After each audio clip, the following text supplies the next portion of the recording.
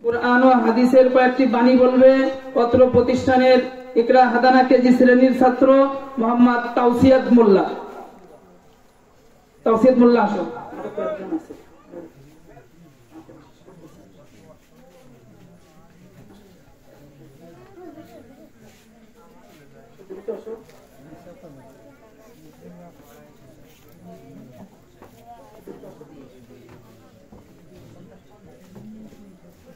আসসালামু আলাইকুম ওয়া রাহমাতুল্লাহি ওয়া বারাকাতুহু।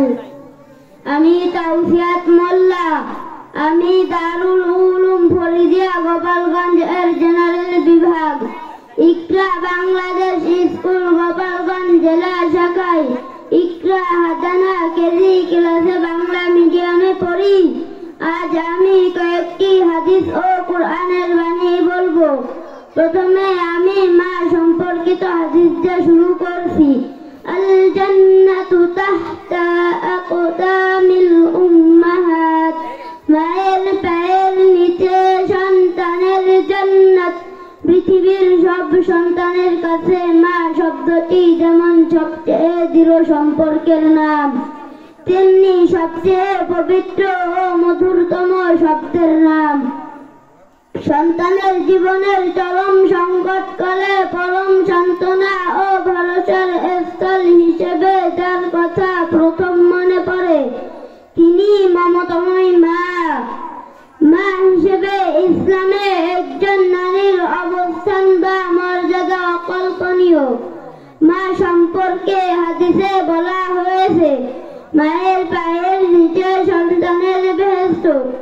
কোন শব্দের এই হাদিসে অত্যন্ত ব্যাপকভাবে বলে দেওয়া হয়েছে মা সম্পর্কে ইসলামের দৃষ্টিভঙ্গি।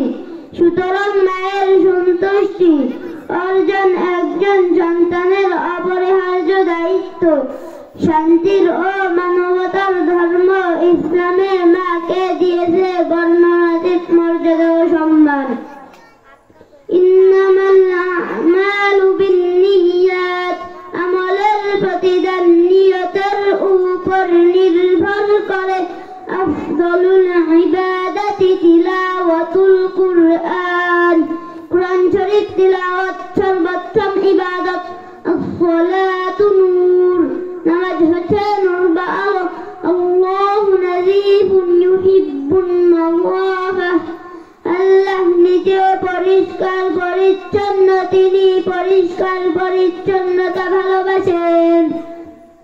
আত-তাইবু মিনাজ যামবি কামান লা যামবা লাহু, গুনাহ হতে তওবাকারী ওই ব্যক্তির মতো যার কোনো গুনাহই নেই। আহাব্বুল বিলাদি ইলাল্লাহি মাসাজিদুহা, আল্লাহর নিকট সর্বোত্তম স্থান মসজিদ।